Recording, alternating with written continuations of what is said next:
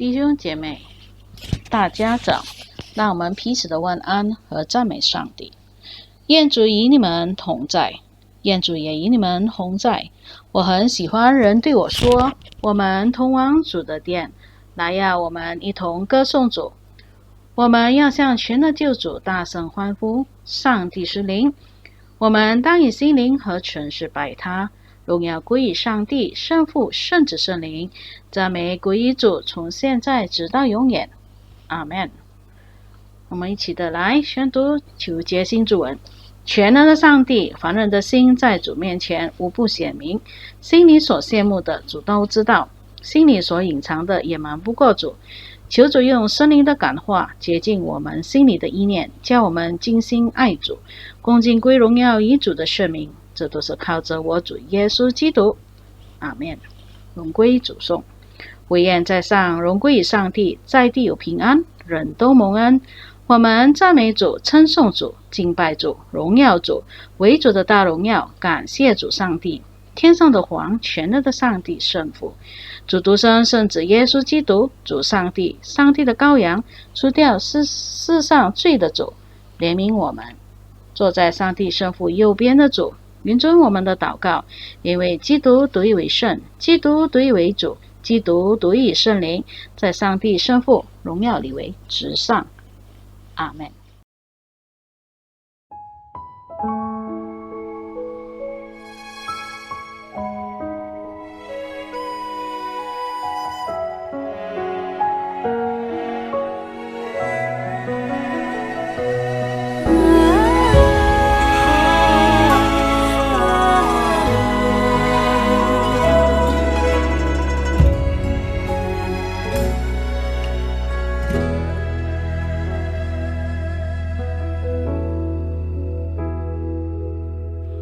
我若在你眼前蒙恩，求你将道路指示我，使我认识你，敬畏你，在你眼前蒙恩。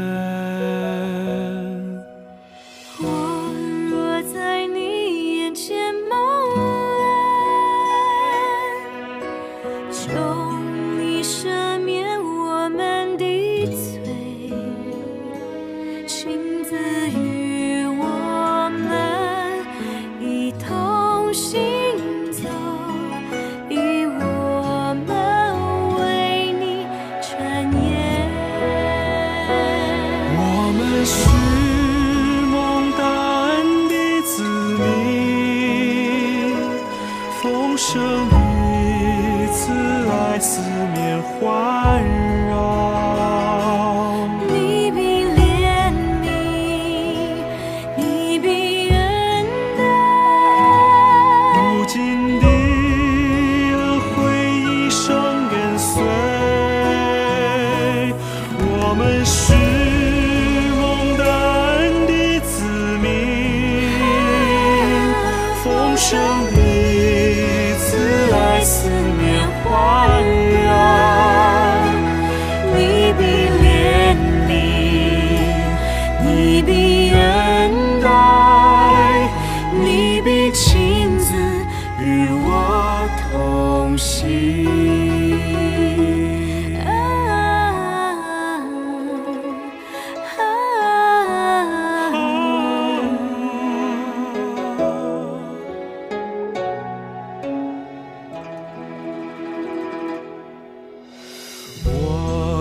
在你眼前蒙恩，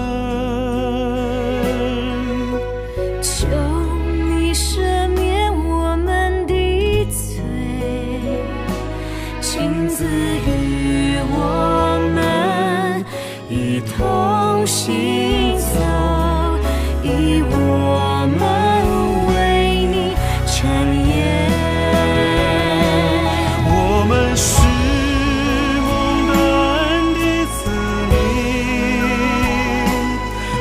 生的慈爱四面环绕，你必怜悯，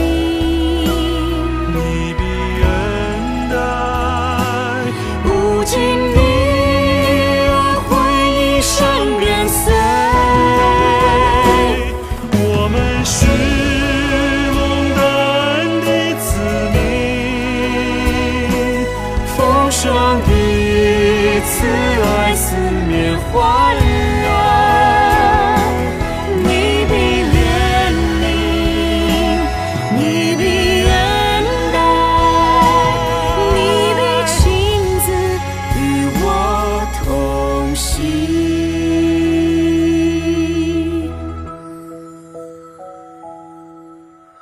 我若在你眼前蒙恩，求你赦免我们的罪，与我们同行，让脸光照在你眼前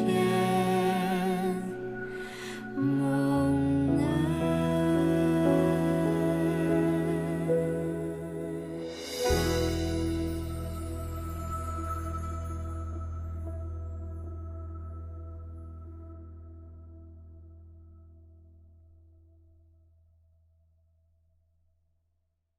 今天是三位一体后第7主日，让我们一起的来宣读今日主文。全能全力的主上帝，万善万德都是本乎主，也是主所赐的。求主将敬爱主名的圣德种在我们心中，加增我们真正的虚诚，用诸般厚恩栽培我们。又求主发大慈悲，叫我们长寿之恩不致失落，这都是靠着我主耶稣基督。阿们。今早经文起自诗篇25篇8至13节。诗篇25篇8至13节。耶和华是良善正直的，所以他必指示罪人走正路。他必按公平引导谦卑人，将他的道教训他们。凡遵守他的业和他法度的人，耶和华都以慈爱真诚待他。耶和华呀，求你因你的名赦免我的罪，因为我的罪重大。谁敬畏耶和华，耶和华必指示他当选择的道路，他必安然居住，他的后裔必承受土地。这是上帝的话，感谢上帝。 Shalom kepada semua jemaat Tuhan yang dikasihi oleh Tuhan kita Yesus Kristus. Walaupun kita tidak dapat bertemu secara fizikal, namun kita memuji Tuhan, bersyukur kepada Tuhan karena Tuhan telah memimpin kita untuk mengadakan kebaktian online di rumah bersama-sama dengan keluarga. Nah, sebelum kita mendengar firman Tuhan, saya mau mengajukan beberapa soalan atau pertanyaan kepada kita. Siapakah di antara kita yang tidak suka buat pilihan? Atau adakah di antara kita yang tidak suka buat pilihan? Maksud saya, orang itu mengikut apa saja yang disuruh. Tidak ada pendirian. Dan saya percaya semua orang, baik kanak-kanak, muda-mudi, belia, orang dewasa, orang tua, ada keinginan untuk membuat pilihan atau berhak membuat pilihan untuk menentukan keputusan mereka masing-masing. Semua orang boleh memilih atau bebas untuk memilih.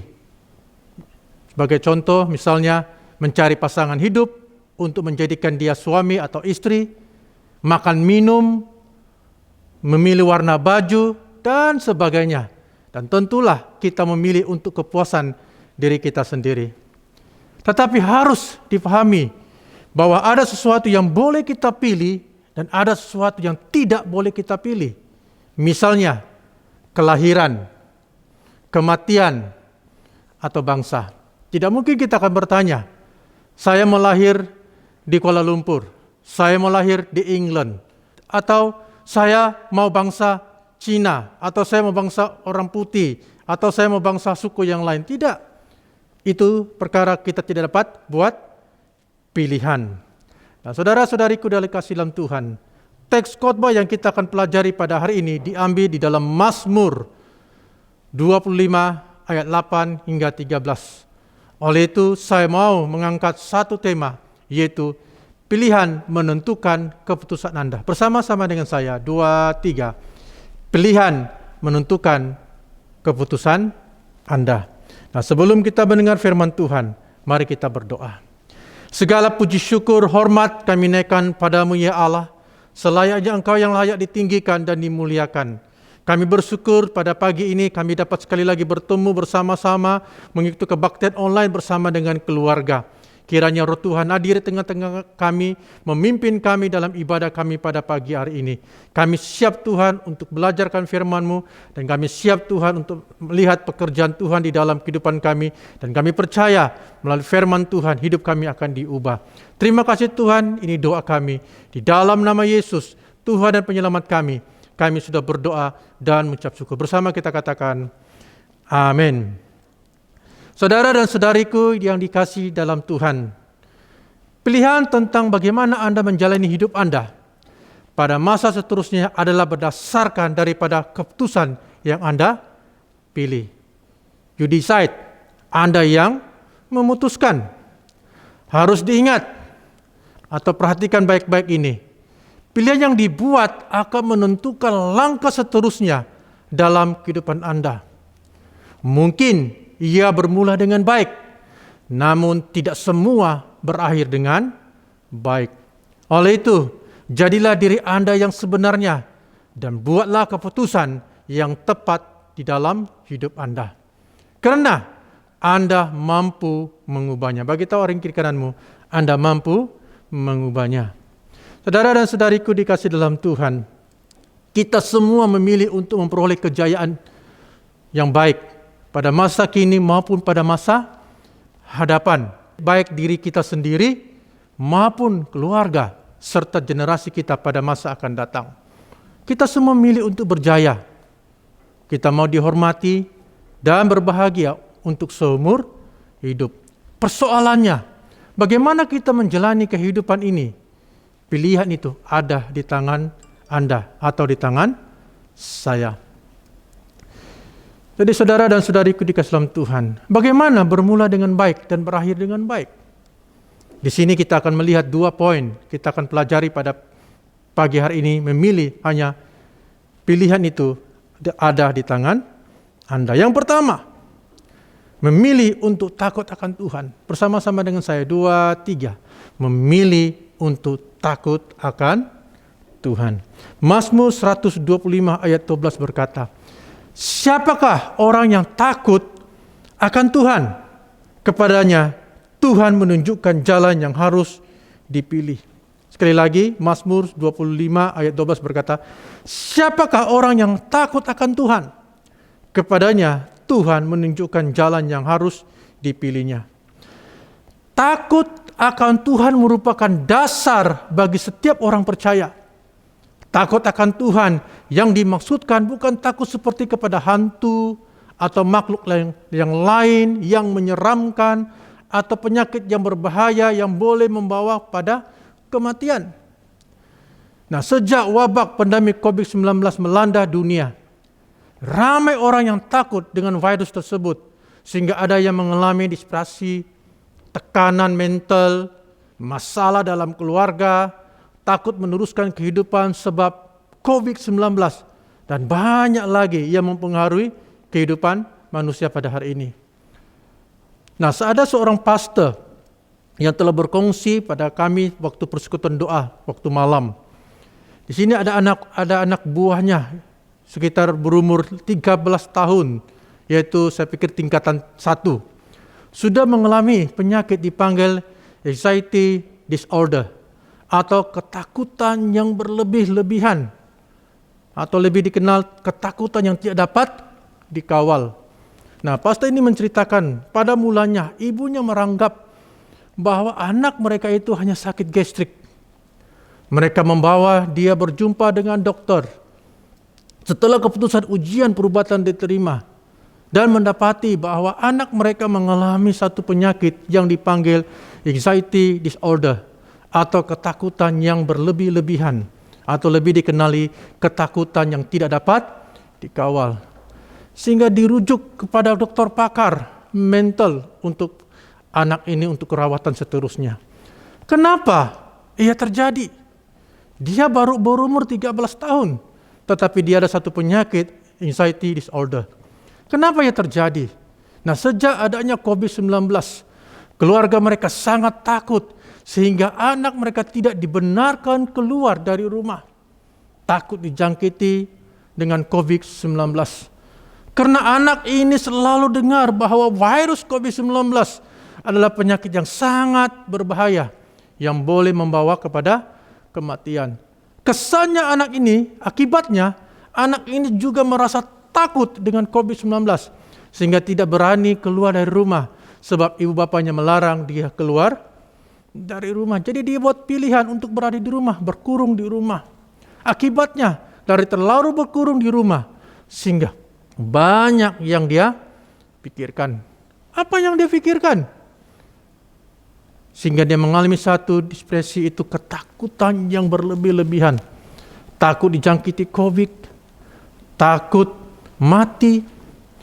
Dan dia pikir bagaimana dengan ibu bapanya kalau dia mati, bagaimana dengan keadaan keluarganya pada masa akan datang. Dan inilah yang selalu menghantui pikirannya. Baik perkara itu besar atau perkara yang kecil, selalu terbayang-bayang di dalam pikirannya. Nah, dokter memberitahu kepada ibu bapanya, bukan dia saja yang mengalami penyakit ini atau penyakit anxiety disorder ini, ramai sudah orang remaja seperti dia juga telah mengalami penyakit tersebut pada waktu COVID melanda dunia ini. Nah, satu kajian menurut laporan KKM, sejak 1 Januari 2021 hingga 18 Jun 2021 telah menerima panggilan sebanyak 122.328 orang. Daripada jumlah itu sebanyak 109.806 orang menerima panggilan itu 89% adalah berkaitan isu-isu psikologi. Itu kesan daripada berbagai masalah sosial. Kesehatan mental yang berkaitan rapat dengan tekanan semasa pandemik COVID-19. Ramai yang takut untuk meneruskan kehidupan. Bayangkan, hanya dalam masa 6 bulan, banyak orang telah mengalami satu penyakit atau dipanggil penyakit psikologi. Ya, saudara dan saudariku dikasih dalam Tuhan, sehingga mereka mengalami satu masalah mental, tekanan hidup, ketakutan yang menguasai sepenuh dalam diri mereka. Sehingga ramai yang takut untuk meneruskan hidup. Karena sumber pendapatan yang sudah hilang, ketakutan yang berlebihan, tidak dapat membuat keputusan untuk dirinya sendiri. Dan ini yang terjadi pada masa-masa ini. Jadi saudara dan saudariku dikasih dalam Tuhan, kita mengalami ketakutan yang begitu banyak di keliling kiri dan kanan, sehingga kita dikuasai dengan ketakutan. Apa yang dikatakan firman Tuhan di dalam Mazmur 25 ayat 12e? Siapakah yang harus kita takut? Mari kita perhatikan ayat yang 12e. Siapakah yang takut akan Tuhan? Jadi pertanyaan ini diajukan kepada kita, yaitu saya dan juga kamu. Apakah respon kita melalui firman Tuhan ini?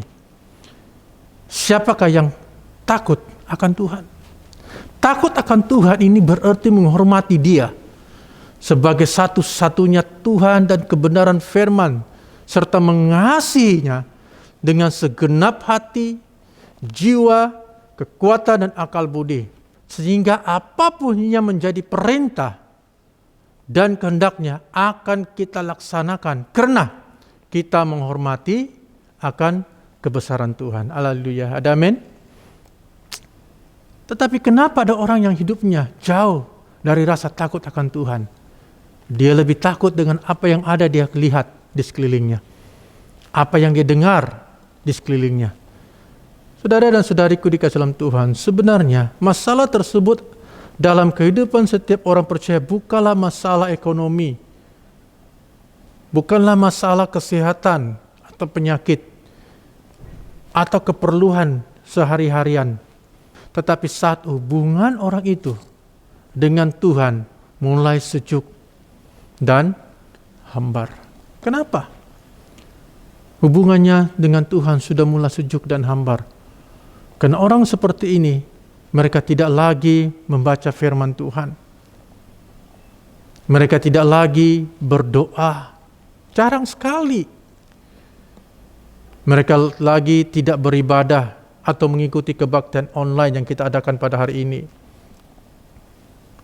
Dan mereka coba menyelesaikan masalah mereka mengikut kekuatan mereka sendiri, tanpa memandang kepada Tuhan, tanpa berharap kepada Tuhan, tanpa meminta pertolongan daripada Tuhan. Dan mereka melihat pada kekuatan atau diri mereka sendiri. Dan ini terjadi sehingga hubungan mereka dengan Tuhan itu sudah semakin jauh. Nah, ketika menghadapi masalah ekonomi atau kesehatan, seorang yang takut akan Tuhan mengerti bahwa pertolongannya datang dari Tuhan dan memandang setiap masalah pasti ada penyelesaian di dalam Tuhan. Dan inilah orang yang bersandar dan percaya kepada Tuhan dan selalu hidup di dalam Tuhan.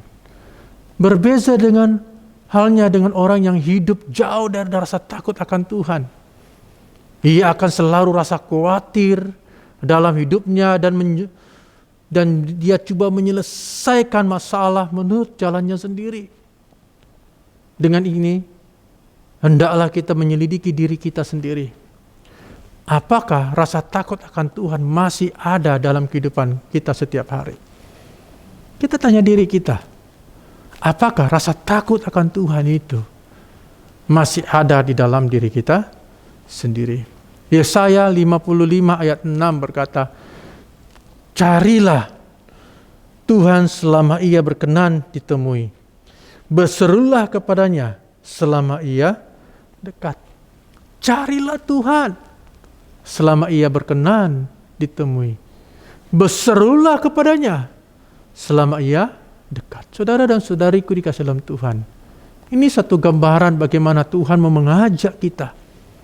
Dan Tuhan mau kita untuk dekat kepadanya. Jadi setiap orang yang percaya, setiap orang yang berharap kepada Tuhan, pastinya hidupnya selalu mencari wajah Tuhan. Selalu mendekati dirinya dengan Tuhan. Walaupun masalah itu sering berganti dalam hidupnya, tetapi dia tahu Tuhan tidak akan pernah meninggalkannya. Jadi kita lihat seterusnya dalam ayat yang ke-12b berkata, karena kepadanya Tuhan menunjukkan jalan yang harus dipilihnya. Wah.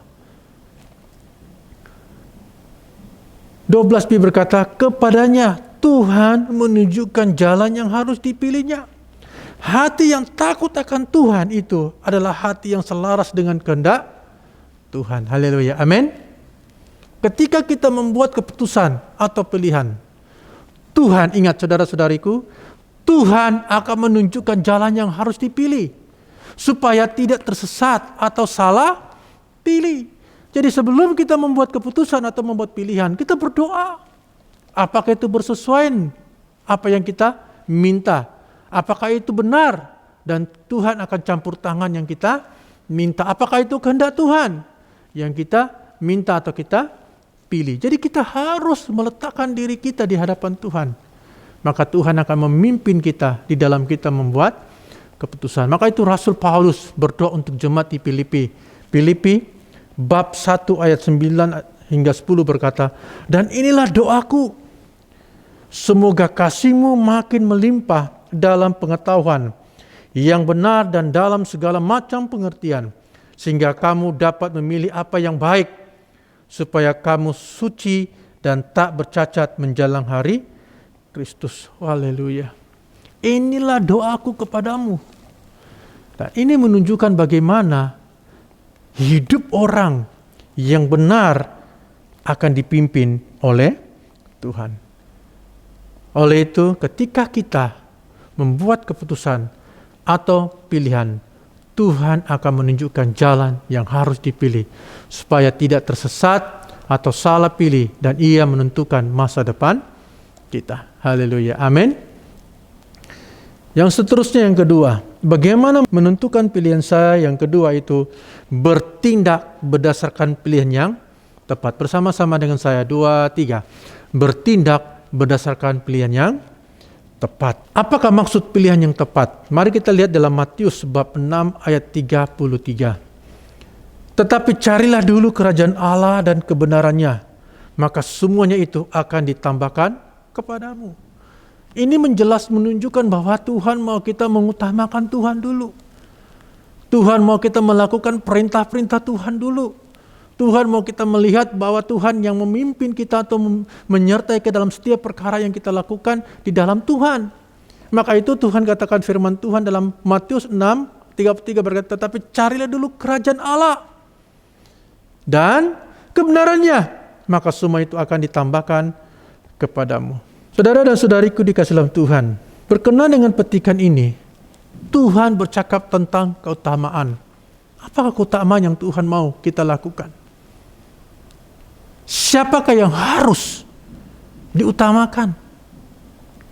Siapakah yang harus didahulukan? Nah, ini pertanyaan. Siapakah yang menjadi nomor 1 dalam hidup Anda? Tuhan Yesus mau supaya kerajaan Allah yang terutama dalam hidup manusia, itu dalam hidup kita sebagai orang yang percaya. Terlebih lagi kita bagi orang-orang yang percaya. Jika orang percaya selalu mendahulukan kerajaan Tuhan dalam hidupnya, maka Tuhan katakan bahwa orang itu akan menerima janji berkat Tuhan sebagai tambahan atau bonus dalam kehidupan orang itu. Jadi Tuhan mau supaya kita mengutamakan Dia dalam hidup kita. Marilah kita membangun hubungan yang intim dengan Tuhan, supaya Dia mengarahkan hidup kita untuk mengerti bagaimana semua berkat yang telah tersedia bagi semua orang yang mengutamakan Tuhan dalam hidupnya. Tersedia berkat bagi orang yang mengutamakan Tuhan di dalam hidupnya. Jadi ketika kita membuat pilihan yang tepat, kita memilih untuk suka menolong. Haleluya, amin. Dan ini yang Tuhan kehendaki. Kita harus memilih untuk suka menolong. Bagi orang kiri kananmu, memilih untuk suka menolong. Amsal bab 19 ayat 17 berkata, siapa menaruh belas kasihan kepada orang lemah, memutangi Tuhan yang akan membalas perbuatan itu. Wow. Amsal 19:17 berkata, siapa menaruh belas kasihan kepada orang yang lemah, memutangi Tuhan akan membalas perbuatan itu. Apa maksud memutangi? Maksudnya memberi pinjaman kepada Tuhan.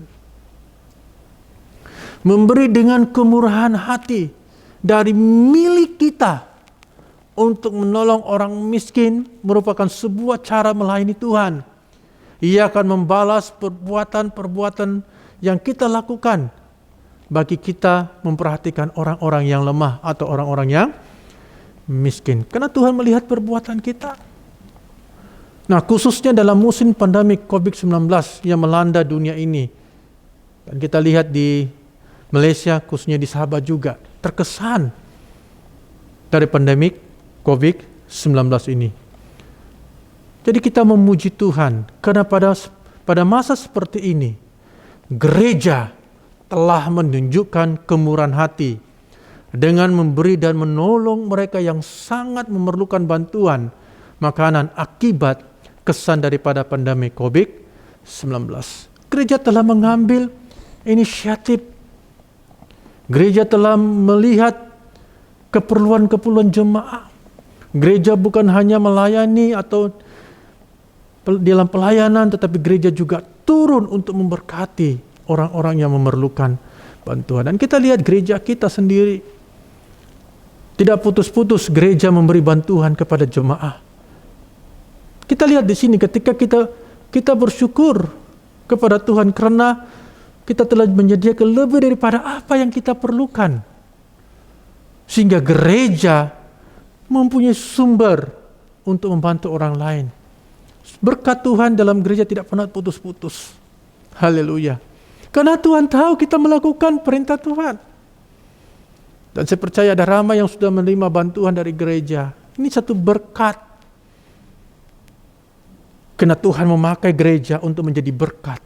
Maka kita bersyukur Karena ada gereja yang memperhatikan kita. Haleluya, amin. Dan ini peluang yang baik. Dan kita juga mengucap syukur kepada jemaah yang telah memberi bantuan kepada gereja.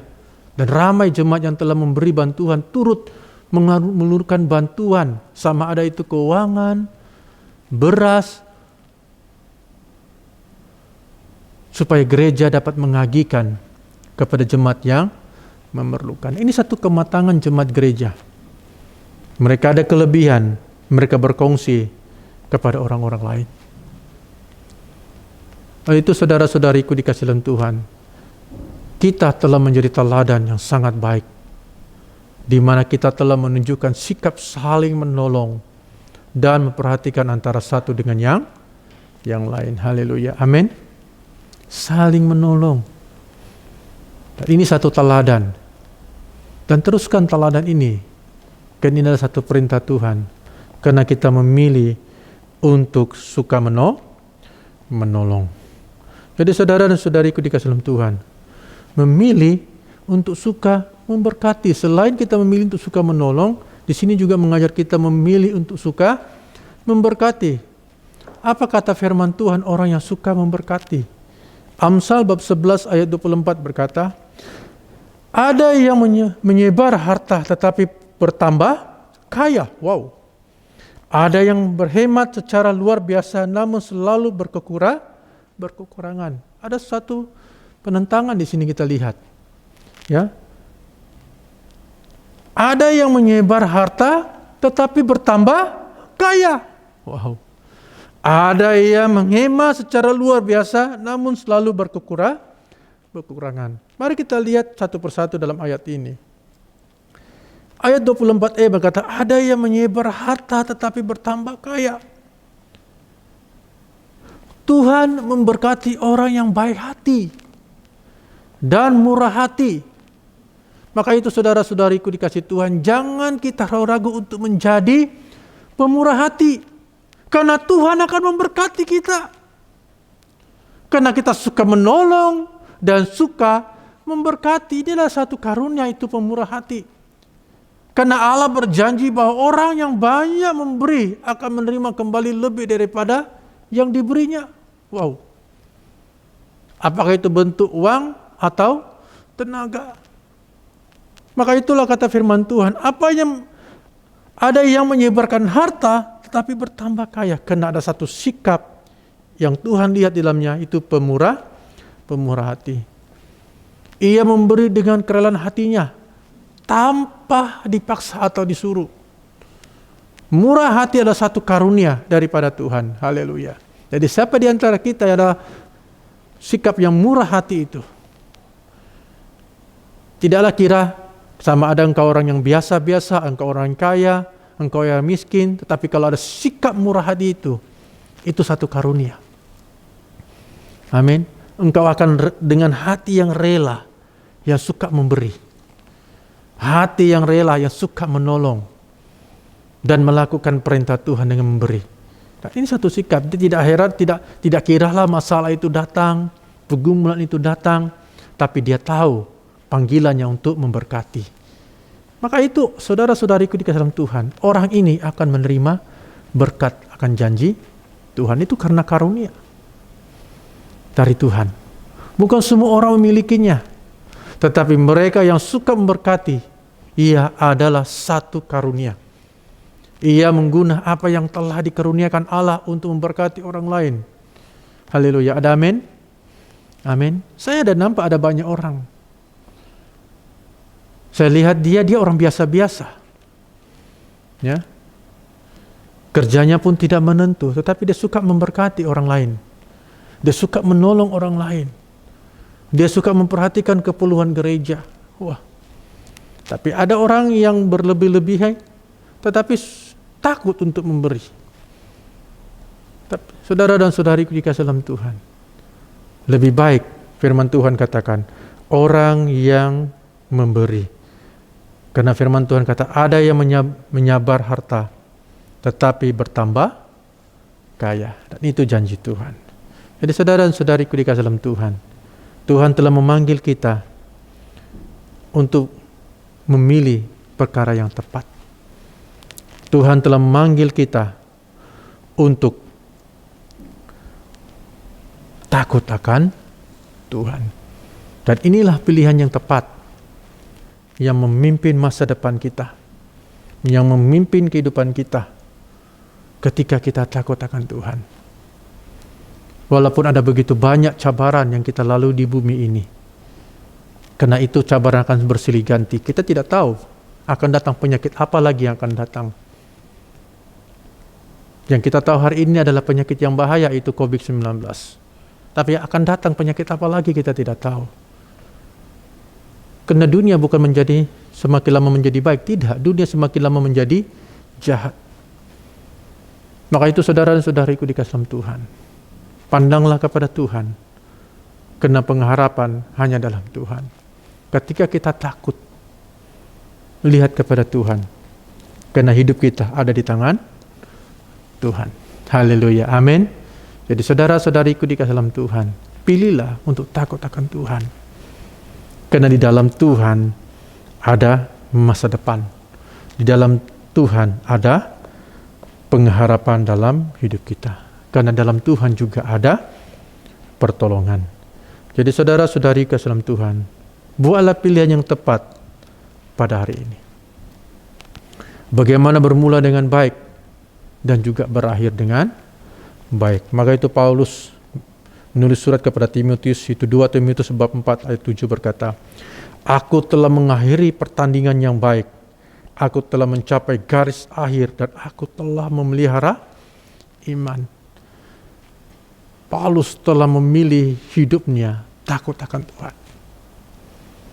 Paulus telah memilih hidupnya untuk berjalan bersama dengan Tuhan.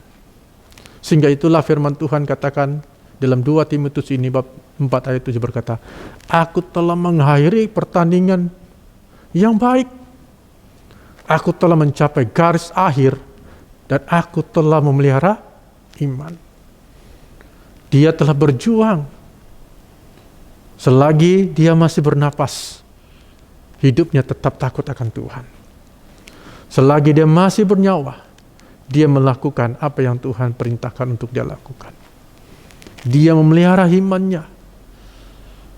Walaupun dalam banyak cabaran yang dia lalui, tidak akan menggoyangkan imannya. Karena hidupnya tetap takut akan Tuhan. Jadi saudara dan saudariku dikasih dalam Tuhan, mari kita memandang kepada Tuhan. Fokus kepada Tuhan. Pilihlah takut akan Tuhan. Di dalam kita takut akan Tuhan, Tuhan akan memimpin langkah kita. Karena hidup kita ada di tangan Tuhan. Jadi saudara-saudariku dikasih dalam Tuhan, mari kita memandang kepada Tuhan. Ketakutan-ketakutan yang kita alami di bumi ini, berikan kepada Tuhan. Karena Dia adalah Tuhan yang melepaskan kita daripada ketakutan. Haleluya, amin. Amin. Amin. Jadi saudara dan saudariku dikasih dalam Tuhan, saudara dan saudariku dikasih dalam Tuhan, kami bersyukur Tuhan, karena Engkau adalah Tuhan yang tidak pernah meninggalkan dan membiarkan kami. Ketika kami keliru untuk membuat pilihan di dalam hidup kami, Engkau akan memimpin kami, Engkau akan menyertai kami, bahkan Engkau membuat jalan yang sesuai di dalam membuat pilihan yang tepat untuk kami. Terima kasih Tuhan, walaupun ada begitu banyak cabaran yang kami lalui di dalam hidup kami, ajar kami untuk takut akan Tuhan. Dan ketika kami takut akan Tuhan, Engkau akan memimpin pilihan di dalam hidup kami. Apapun pergumulan, cabaran yang kami lalui, khususnya dalam kami lalui pandemi COVID-19 ini, yang banyak mengganggu cara kami berpikir, cara kami bertindak, dan ada yang diganggu dalam kesehatan secara mental. Tuhan, kami berdoa, kiranya Tuhan sendiri yang memimpin kami memandang kepada Engkau, karena Engkaulah Tuhan pengharapan kami, karena Engkaulah Tuhan yang tidak akan membiarkan kami, karena pertolongan-Mu Tuhan tidak pernah terlambat. Ajar kami untuk takut akan Tuhan, dan supaya Tuhan memimpin kami, menolong dan menyertai kami. Terima kasih Tuhan, kami bersyukur untuk firman-Mu pada hari ini dan memberkati kami dan menguatkan kami. Kami memandang kepada Tuhan, memilih untuk takut akan Tuhan. Di dalam nama Yesus, kami sudah berdoa dan mengucap syukur. Bersama kita katakan, Amin. Amin. 各位弟兄姐妹，大家好。这里有几项要跟你们报告的。第一，祷告会每逢星期三晚上8点15分，愿大家能够抽出你的时间，与大家一起来祷告。第二是讲到瓜拉家庭小组，每逢星期三也是8点15分晚上。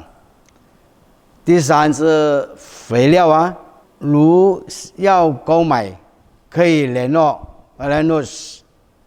Frankie 和 Jackson 弟兄。第四是砖块捐献的表格，如果还需要表格，可以联络教会的领袖。第五是夸崇派事情大会，如果有要参与的，可以在每周电子通告里了解详情。最后，教区福利主日是在下个月8月，在每周电子通告的首篇有英文版，第4篇华语版将会报道有来关至沙巴的教区的福利事项，愿大家能够详细的周读此教区福利通告，将会维持报告1个月，1个月我们再报告给你们听。这个福利教区的福利我希望大家能够合作报告到此，谢谢大家。我们遵照救主的教导，同心祷告。我们在天上的父，愿人都尊父的名为圣，愿父的国降临，愿父的旨意行在地上，如同行在天上。我们日用的饮食，求父今日赐给我们，又求饶恕我们的罪，如同饶恕得罪我们的人，不叫我们遇见试探，拯救我们脱离凶恶。因为国度、权柄、荣耀，全是父的，世世无尽。阿们。各位弟兄姐妹，我们来站立，愿神来祝福我们，愿上帝赐出人意外的平安，保守你们心怀意念，使你们认识敬爱上帝和圣子我主耶稣基督。又愿全能的上帝、圣父、圣子、圣灵所赐的福降在你们中间，常与你们同在。阿们。各位弟兄姐妹，愿你们回去侍奉主，奉主耶稣的名。阿们。